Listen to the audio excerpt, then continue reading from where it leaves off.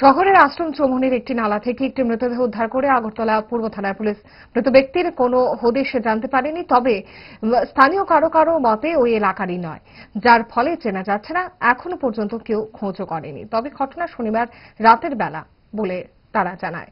সন্দেহ করা হচ্ছে মদমত্ত অবস্থায় উপর হয়ে নালায় পড়ে গিয়ে আর উঠতে পারেনি, তাই শ্বাস বন্ধ হয়ে মারা যায়। এটা খুনের ঘটনা নয়। পুলিশ জানায় ওইখানে বসে কিছু করছিলেন তিনি, তখনই পড়ে গিয়ে এই ঘটনা ঘটে। পোস্টমর্টমের পর জানা যাবে কিভাবে ওই ব্যক্তির মৃত্যু হয়েছে।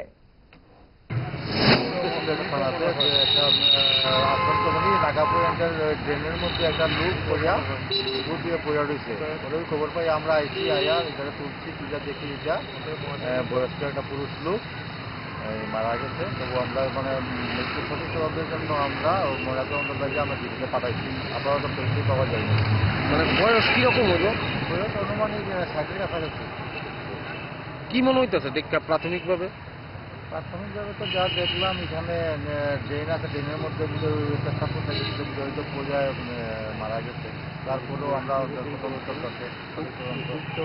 আমরা ময়নাতদন্ত করে দিতে পারবো। বয়স কিরকম হইব? বললাম তো 60-এর মতো আছে। বাড়ি বা নামটা পাওয়া গেছে? কিছু পাওয়া গেছে না। ব্যক্তি ডায়েট যতই রেস্ট্রিক্টেড হোক না কেন, ওয়েদারকে তো আর রুটিনে ফেলা যায় না। But if there is a problem, 5 দশক ধরে গ্যাস, অম্বল ও পেটের সমস্যা একমাত্র সমাধান গ্যাসনল।